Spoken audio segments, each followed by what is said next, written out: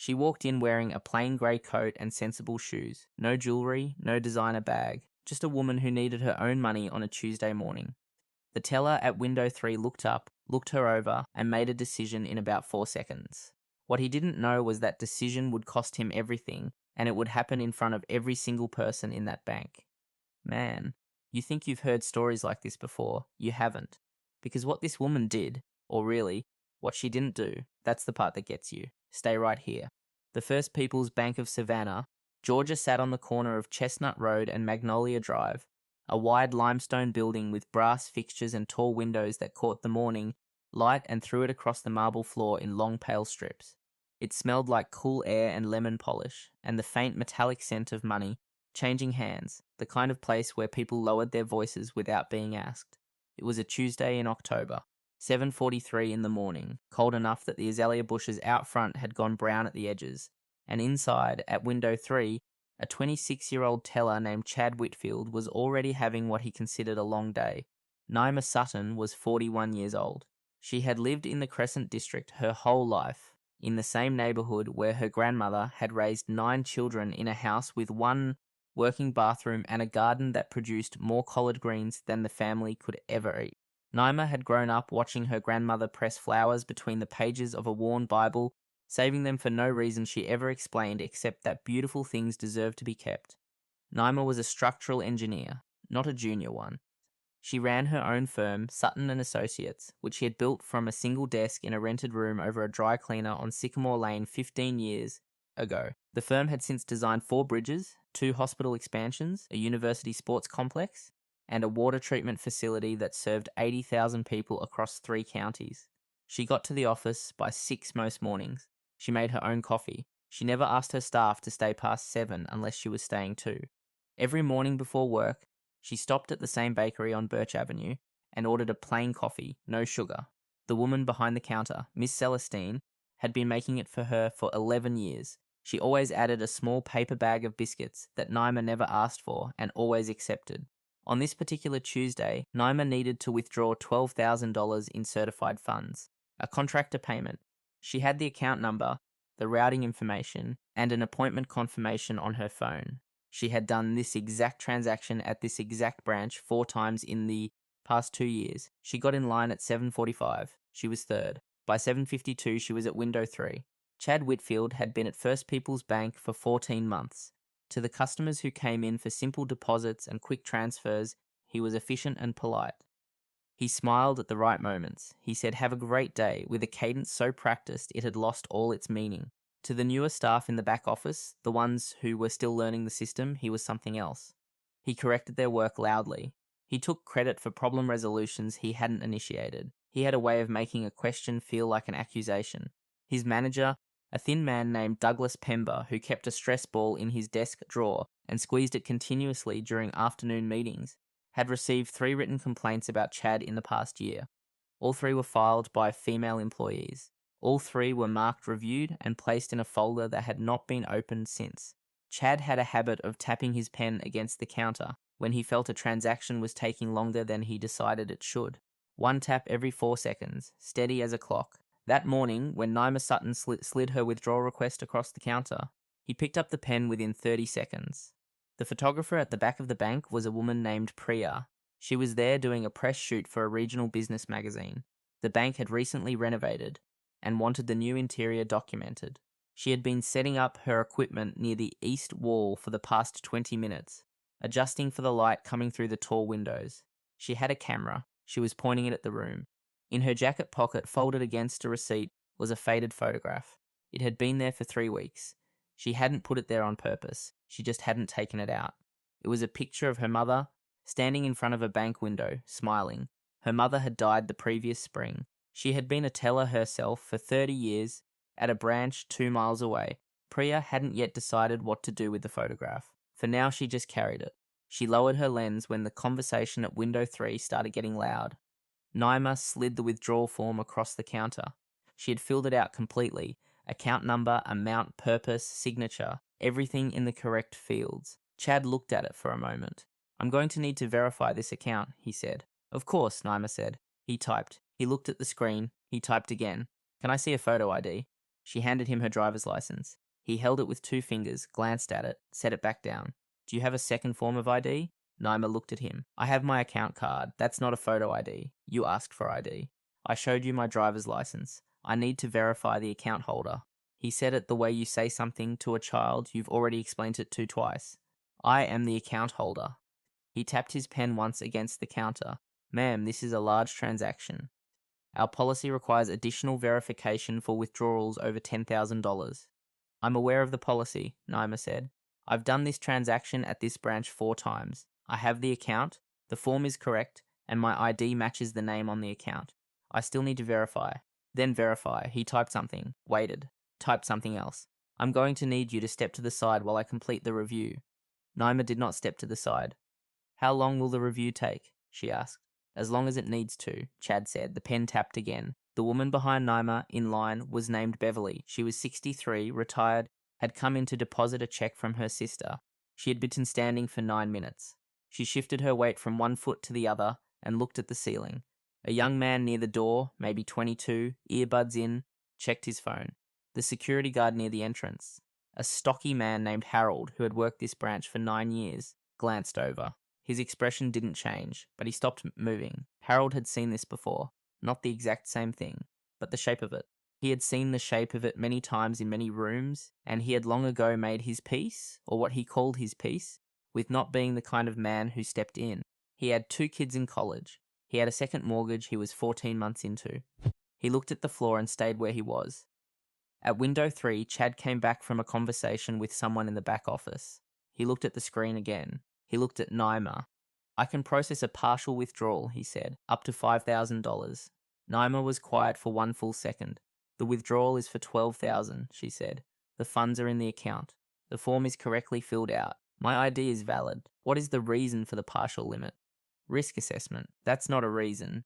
That's a category. Chad put the pen down on the counter, not gently. Ma'am, I'm trying to help you. You're not, Naima said. Her voice had not gotten louder. It had gotten quieter, the kind of quiet that costs something to maintain. You've asked me for ID I already provided. You've asked me to step aside. You've offered me less than half my requested amount with no stated policy basis. This is the 4th time I've made this transaction at this branch. I'd like to speak to your manager. Chad smiled, a thin, practiced smile. Mr. Pember is in a meeting. I'll wait. Real talk. At this point in the room, you could feel it. That tension that settles in a space when everyone knows something wrong is happening and nobody knows if someone's going to say something. The young man with the earbuds had taken them out. Beverly had stopped shifting her weight. Harold near the door had his arms crossed and was looking very deliberately at the door. And Naima Sutton was standing completely still at window 3, with the kind of stillness that is not patience. It is the opposite of patience. It is the decision. Hold on. Because Douglas Pember was not in a meeting. Douglas Pember was at his desk in the back office, squeezing his stress ball and going through the previous day's transaction reports, when his assistant knocked. The woman at window 3 is asking for you. Douglas did not look up immediately. What's the issue? Chad says she's being difficult about a large withdrawal. Douglas put the stress ball in his drawer. He picked up his coffee. He stood up slowly and walked to the one-way glass panel that looked out over the main floor. He saw Naima Sutton standing at the counter. He saw Chad with his arms crossed. He saw the line that had formed behind her. 7 people now, 8. He went back to his desk. Tell her I'll be out shortly, he said. He meant 20 minutes. Naima stood at the counter for 17 minutes. During that time, Chad processed 2 other customers at a second window that had opened. He did not look at her. He tapped his pen. He straightened things on his desk that did not need straightening. The young man with the earbuds, whose name was Marcus and who had come in to open a student account, sat down on one of the lobby chairs. He had pulled out his phone. He was not scrolling, he was recording. He had started recording 4 minutes ago, when he heard Chad say risk assessment in that tone. He kept the phone low. He didn't announce it. He just kept the lens pointed at window 3. He had a grandmother who had told him once that when you see something happening in a room and you have the ability to remember it, you remember it. He was remembering it. Douglas Pember finally came out at 8:17. He was 52, thin, with grey at his temples, and the permanent expression of a man who had spent 20 years managing situations he had not created and did not want. He walked to window 3. He looked at the form. He looked at the screen. He looked at Naima. Ms. Sutton, he said carefully. I apologize for the wait. I understand there's been a delay in processing your withdrawal. There's been 4 refusals, Naima said. Douglas's eye twitched slightly. He glanced at Chad. Our policy for large cash transactions does require additional verification steps, Douglas said. I've provided every required document, Naima said. My ID matches the account. The account has the funds. The form is correctly completed. I've done this transaction 4 times at this branch. What specific policy requirement has not been met? Douglas looked at the screen again. There was no policy requirement that had not been met. He knew that. He had known it from the moment he looked at the form through the window. The account was valid. The funds were there. The identification was correct. There was no basis for the refusal. There had been no basis for any of the 4 refusals. What Chad had done was not policy. It was a judgment. The kind of judgment that gets made in about 4 seconds and dressed up in policy language afterward. Douglas was quiet for a moment. He was calculating, not the transaction, his own position, his own exposure, the 3 complaints in the folder in his desk, the pattern that would become visible if anyone looked at it clearly. I'll process this personally, he said. I'd prefer you answer my question first, Naima said. What specific requirement was not met? Douglas had no answer that was true, and Naima Sutton's expression made it clear that she already knew that. What happened next in the lobby was quiet. Douglas processed the transaction, the $12,000. He moved through the screens with the careful speed of a man trying to close a door that was already open too wide. He did not apologize. He said thank you for your patience in the same voice he used for everything. Naima took the certified check, folded it, placed it in the inside pocket of her coat. She picked up her bag. She did not leave. She turned from the counter and looked at the room. Not at anyone in particular, just at the room. Beverly, still in line, met her eyes for a moment and looked away.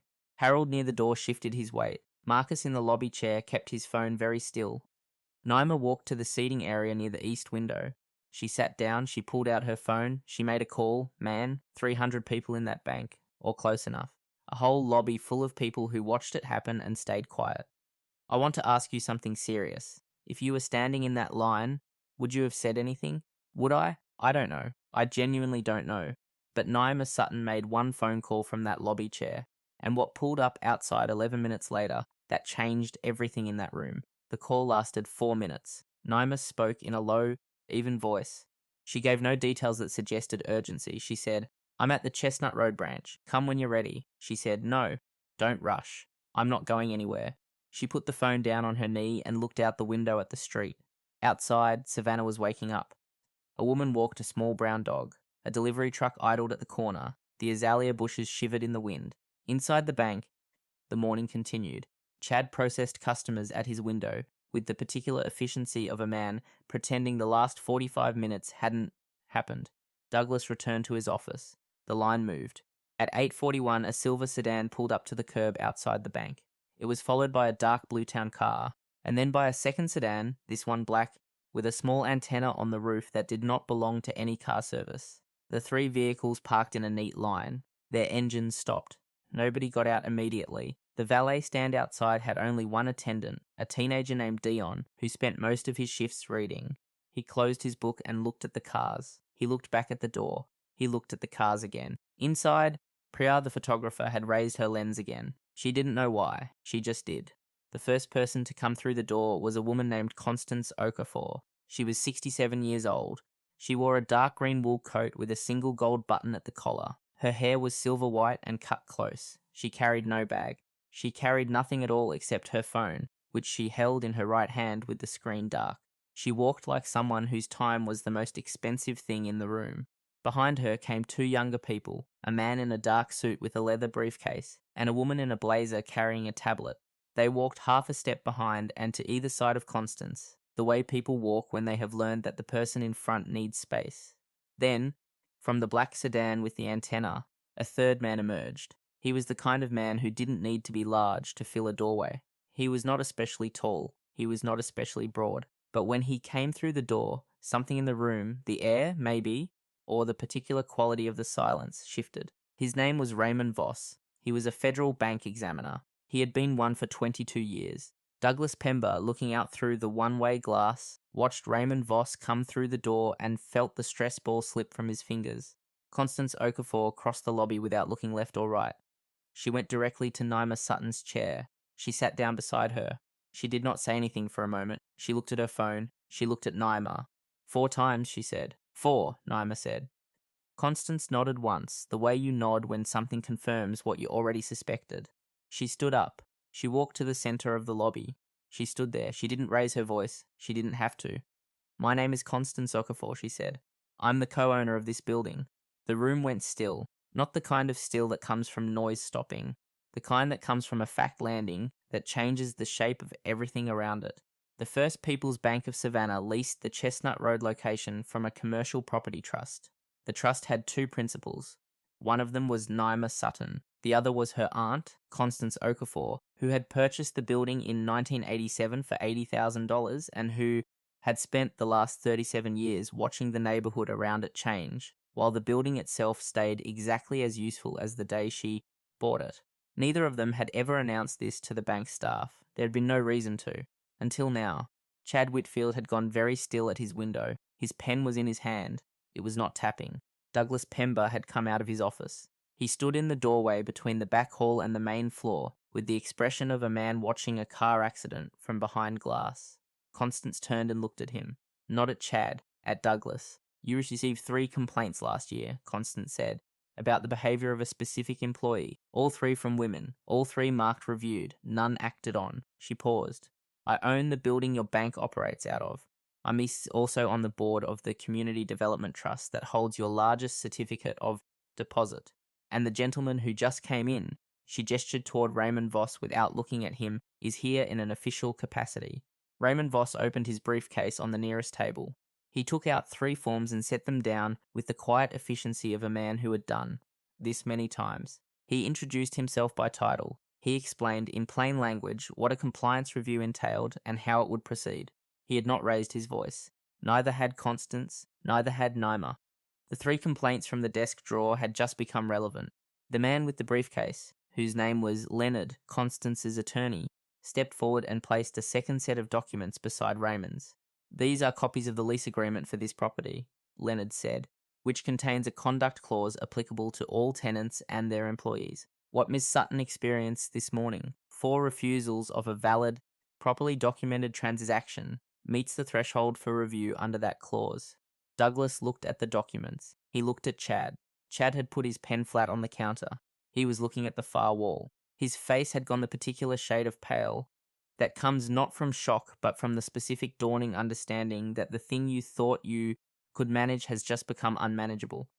I was following procedure, Chad said. His voice was even. He had practiced being even under pressure, but it came out smaller than he intended. Which procedure? Constance asked. Chad didn't answer. There is no procedure at this institution.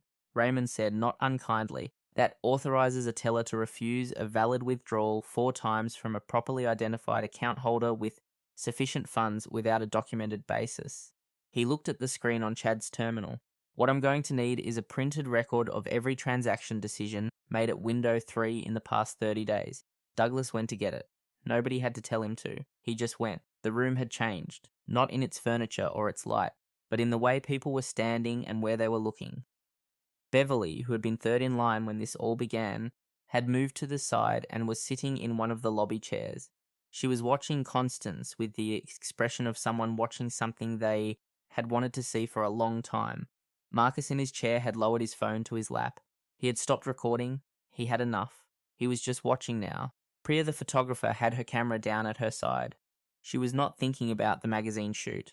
She had her hand in her jacket pocket, and her fingers were touching the edge of the folded photograph of her mother. She was thinking about her mother's voice, the one her mother had used when she talked about the job, the way her mother had said, 30 years at that window and I treated every single person the same way. Harold near the door finally moved. He walked across the lobby, slowly, and stopped a few feet from the main group. He didn't say anything, he just stood there, on the correct side of the room. Constance had more to say. She said it quietly, addressing the room rather than any single person in it. My niece has run a structural engineering firm in this city for 15 years, she said. She has designed infrastructure that every person in this room has used without knowing her name. She came in this morning to make a routine transaction she has made at this branch 4 times before. She was refused, not because of any policy, Not because of any missing document, because of a decision made about her in 4 seconds. She paused. The decision is the issue, she said, not the transaction. The transaction was resolved. The decision is what we're here about. Nobody said anything. Douglas came back with the printed records. He handed them to Raymond with both hands, the way you hand something to someone when you are trying to communicate surrender without saying the word. Raymond took them without ceremony. He passed copies to Leonard. Leonard put them in the briefcase. Chad had not spoken since his one attempted defense. He stood at window 3 with his hands flat on the counter, looking at the papers in Raymond's hand the way you look at something you can't take back. At some point during the past 15 minutes, 3 other customers had quietly taken out their own phones, blue screens dotting the room like small stars. The moment had already crossed from private to recorded to permanent in the way that some moments do without anyone deciding to make it so. Chad looked at Douglas. Douglas was looking at the floor. There was no version of this that Douglas could manage. He had spent 20 years managing things. He had a particular talent for absorbing small problems before they became visible. But this one had been visible for 45 minutes in a room full of people, and the 3 complaints in the folder, and the conduct clause in the lease, and a federal bank examiner's forms on the table in the lobby, this one had become a shape he didn't recognize. He said, to the room more than to anyone, "We are going to conduct an internal review." Raymond looked at him. "You are going to conduct a review," Raymond said carefully, "concurrent with ours." Douglas nodded. He kept nodding for a moment after he should have stopped. Naima had not moved from her chair near the east window. She had watched all of it from there. Her coat was still buttoned. Her bag was on her knee. The certified check was in her inside pocket, folded once. Constance came back to her and sat down. "You didn't call me for 2 hours," Constance said. "I wanted to see if someone would say something," Naima said. Constance looked at the room, at Beverly in her chair, and Harold standing near the center, and Marcus with his phone, and Priya with her camera. "Did they?" Naima was quiet for a moment. "Eventually," she said. Constance nodded. She reached over and pressed the back of Naima's hand once. She didn't hold it, just pressed it, the way Naima's grandmother used to do, the one who pressed flowers into Bibles and believed that beautiful things deserved to be kept. "Come on," Constance said. "You have a contractor to pay." They stood up together. The consequences were not dramatic. They did not happen all at once. They arrived over the following days the way serious things usually do, steadily, without the courtesy of surprise. By Wednesday morning, Chad Whitfield had been placed on administrative leave pending the outcome of Raymond Voss's compliance review. His terminal had been locked. His transaction records for the past 30 days had been reviewed by 3 separate people, including a human resources officer who had not previously been aware of the 3 complaints in Douglas's folder. By Thursday, those 3 complaints had been formally escalated. 2 of the women who had filed them were contacted directly and asked if they wished to provide additional statements. Both said yes. Douglas Pember was not fired. He was transferred to a non-customer facing role at the bank's administrative offices on the south side of the city. His stress ball went with him. His assistant said she had heard he still kept it in his desk drawer and still squeezed it through the afternoon meetings. But the meetings were smaller now and quieter, and there was no one-way glass looking out over a lobby. The Community Development Trust that held the bank's largest certificate of deposit, the one Constance sat on the board of, did not pull the deposit, but it attached conditions to its renewal, including mandatory bias training for all customer-facing staff, an independent review of transaction refusal rates broken down by customer demographic, and quarterly reporting to the trust. The bank accepted all 3 conditions. It took them 1 business day to respond. The lease on the Chestnut Road building was renewed at the end of the quarter. Same terms. Constance signed the renewal herself. Marcus, the young man with the earbuds, posted the video he had recorded that morning. He kept it short, 40 seconds, just the exchange at the counter, just the question about the policy, just the silence afterward. He didn't add commentary. He didn't need to. It was seen 600,000 people in the first 48 hours. He never monetized it. When someone asked him why he'd posted it, he said his grandmother had told him that when you see something happening, you remember it. 3 weeks after that morning, Priya finished editing the photographs from the bank's renovation shoot. She sent the full set to the magazine. Among the selections, she also included, without comment, simply included, a photograph she had taken without planning to during the 45 minutes at window 3. It showed the lobby from the east wall. In the frame, the teller window, the counter, a woman in a grey coat standing very still, the light from the tall windows falling in long pale strips across the marble floor. The magazine did not use it for the renovation story. They used it for the cover of their annual issue on institutional accountability in the South. They called Priya to ask permission. She said yes, but she had one condition. In the photo credit, she wanted her mother's name included. The magazine agreed. The cover ran in November. Priya kept a copy folded in her jacket pocket for a long time after, next to the photograph of her mother standing in front of a teller window, smiling. 6 months after that October morning, Naima Sutton was asked to speak at a regional engineering conference on infrastructure investment in underserved communities. She spoke for 22 minutes. She did not mention the bank. She did not mention Chad Whitfield or Douglas Pember or the Four Refusals. She talked about bridges. She talked about water systems. She talked about the 80,000 people who used the treatment facility her firm had designed, most of whom would never know her name. She talked about her grandmother, who had raised 9 children in the Crescent District and pressed flowers into a worn Bible and believed that beautiful things deserve to be kept. At the end, she said, "The infrastructure of a community is not just what's underground or overhead. It's also in the rooms where people are treated with dignity or aren't. The decisions made in those rooms are load-bearing. They hold things up or they don't." She paused. "Build accordingly," she said. The room was quiet for a moment. Then Harold, who had driven down from Savannah to attend, he had found the conference on the community board's website and had taken a personal day, was the first person to stand. He was not the last. That evening, Naima drove home to the Crescent District. She parked in front of her grandmother's old house, which was owned now by a family with 3 small children. The garden still grew collard greens. The porch light was on. She sat in the car for a few minutes.